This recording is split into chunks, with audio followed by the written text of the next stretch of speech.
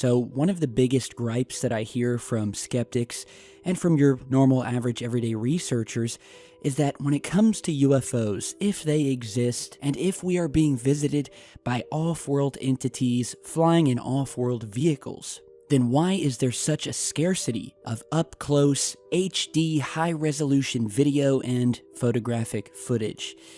And we've tackled this many times before, and it's a simple fact that a large majority of the UFOs that are captured today are filmed with handheld potatoes.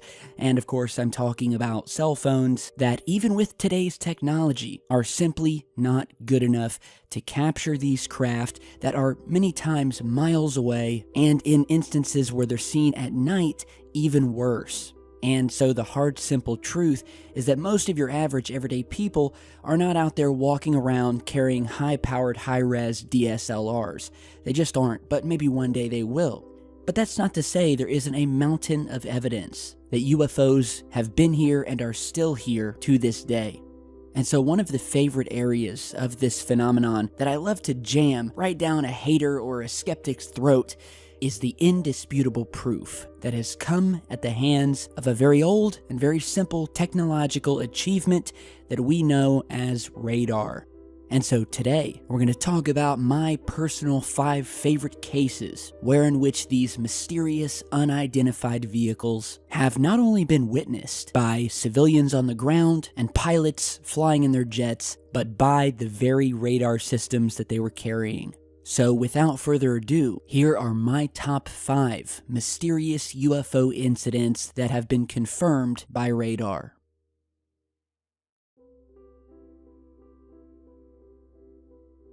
In March 2004, the crew of a military surveillance plane busy with a routine anti-drug trafficking surveillance flight suddenly caught sight of 3 unidentified objects on their radar.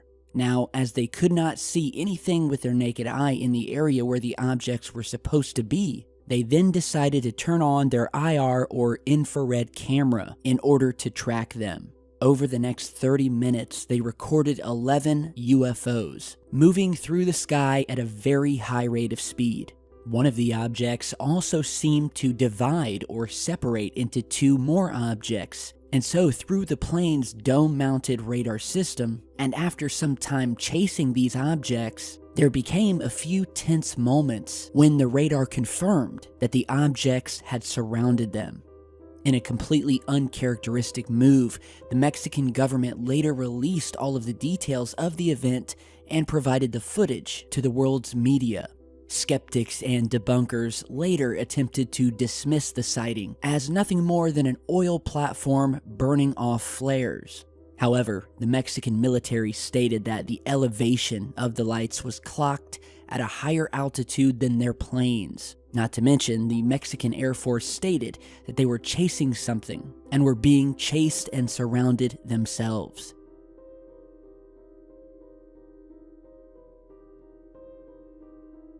In an incident that was awash with conspiracy theories, NORAD and the Air National Guard picked up an unknown object that entered Washington's restricted flying zone on July 26, 2002. As the UFO's track caused concern, F-16 fighter jets were scrambled to intercept the object, but the pilots claimed that they saw nothing when they arrived on the scene. The object also disappeared from radar. At the same time, in Maryland, several witnesses saw a fast-moving bright blue light in the sky. The witnesses also said that they saw jets pursuing it at high speed. According to NORAD, that was all that transpired, and they view the matter as closed. But according to the witnesses, more than 2 jets were in the air, which indicated that the scramble was unique. One dipped its wings on approach as if to communicate with the unknown object. And they also claim that the jets trailed the UFO, but the object flew too fast for the jets to keep up. The event was later featured on Fox News as well as the Washington Post.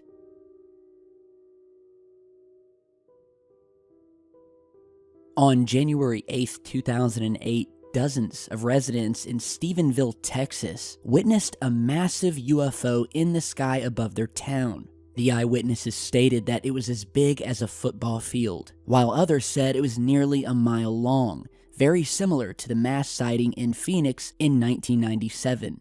Several witnesses claim that the object moved extremely fast, one of which, who was a private pilot, believed that military aircraft chased the object and that it had turned around and traveled back to the direction where it originally appeared, as if they had spotted the F-16s in pursuit. The story was covered by CNN's Larry King in the days after the event. After almost 2 weeks after denying any aircraft were operational in the area, the U.S. Air Force did a complete 180 and now claimed that they were conducting, quote, training flights in the area. That might have been the end of the rumors had it not been for the very detailed radar report obtained from the FAA, which clearly showed a very large object in the sky tailed by the jets at the exact time that the witnesses claimed they were seeing the unidentified craft.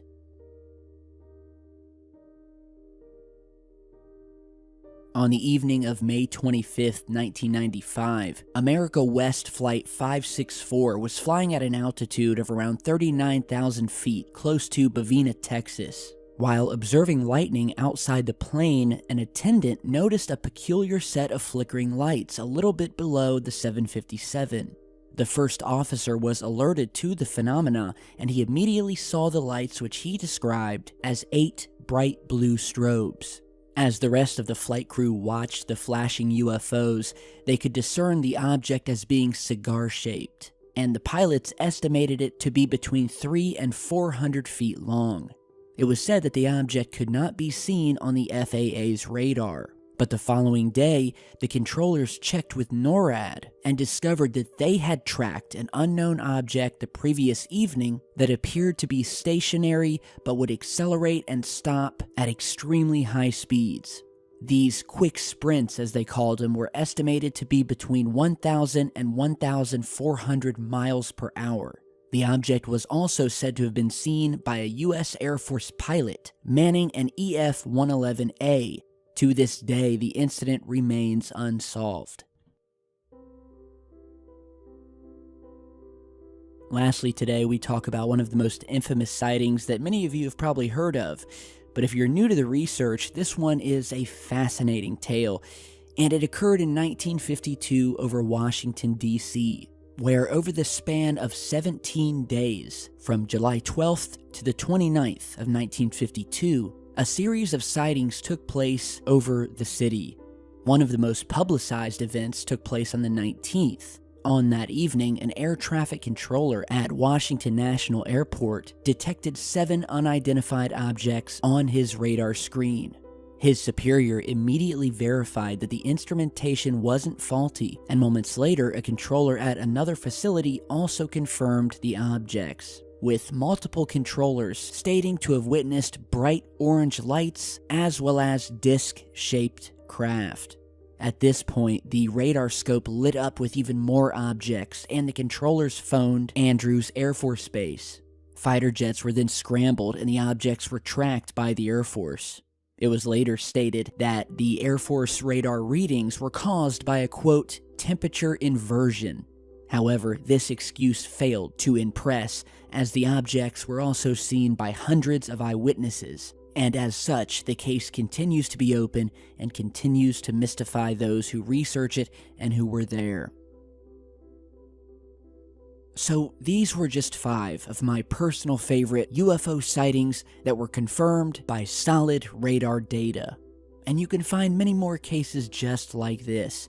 And I think it goes to illustrate a very important point, which is that the UFO phenomenon has not only been evidenced through film footage and photographs, or even personal eyewitnesses who were there and have seen these things with their very own eyes. But as we have gotten more technologically advanced, that very technology has thrown a wrench into the government's well-oiled cover-up machine, having also captured these UFOs in the form of radar data, infrared footage, and sonar. So with that, I want you all, especially if you're a skeptic, to continue to keep an open mind and to really ask yourself, do you truly believe that all of these hundreds of thousands of UFO sightings, abduction reports, and whistleblower testimony has been nothing more than a misidentification that could be chalked up to weather balloons or swamp gas? If so, I'd ask that you follow the channel and maybe go back and start at the beginning and go through all the videos we've posted, and then ask yourself the same question. And so on that note, I want to thank you guys for stopping by today. Be sure to share, like, and subscribe on your way out. Stop by and grab a Secure Team shirt if you want. Support the team we all love, and I will see you back with much more in just a bit. Stay safe, guys.